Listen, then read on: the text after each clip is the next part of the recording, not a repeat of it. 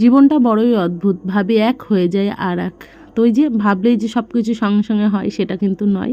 তো ভেবে রেখেছি কদিন ধরে, আর আমি না ভাবলে সেই জিনিসটা হয় না, যেটা ভাবি না সেটাই কিন্তু চটজলদি হয়ে যায়।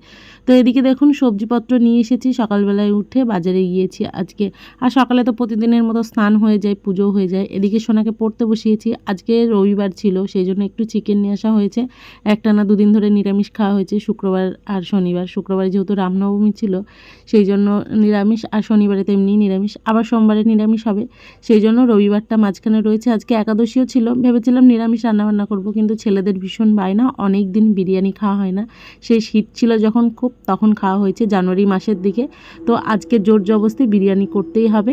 আর বললাম যে ভাবিনি সকাল থেকে যে বিরিয়ানি করব। প্রথমে ভাবলাম বাজার থেকে একটু মাছ নিয়ে এসে মাছ রান্না করব, কিন্তু ওই যে হঠাৎ করে ছেলেদের ইচ্ছে হয়েছে বিরিয়ানি খাওয়ার, সেই জন্য বলে দিল মা আসার সময় একটু চিকেন নিয়ে এসো, বিরিয়ানি খাবো। সেই জন্য মাছ আনাটা আর হলো না। ওই যে ভাবি এক হয়ে যায় আর এক। আর কদিন ধরেই ভাবছি গ্রসারির জিনিসপত্রগুলো আনবো, সেগুলোও আনা হয়ে উঠছে না। আজকে ভেবেছিলাম নিয়ে আসবো, কিন্তু আনতে পারলাম না, মাসের শেষ দিক, কিন্তু তবুও আনা হচ্ছে না কিছু কারণবশত। এদিকে দেখুন চিকেনটা বানিয়ে নিচ্ছি।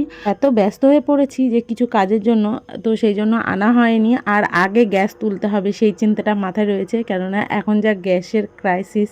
আগে গ্যাসটা তুলে নেবো, তারপরেই গ্রসারির জিনিসপত্র আনবো। আর আমার মতো অদ্ভুত মানুষ কে কে আছেন অবশ্যই বলবেন। কেন বলুন তো, আজকে বিরিয়ানি রান্না করেছি, তার সাথে কিন্তু উচ্ছে সিদ্ধ করেছি। আজকে উচ্ছে সিদ্ধ আগে খাবো, তারপরে বিরিয়ানি খাবো। সেই জন্য সবার পাতে পাতে একটা করে উচ্ছে সিদ্ধ। আজকের ভিডিওটা কেমন লাগলো অবশ্যই জানাবেন। আজকের মতো আসি।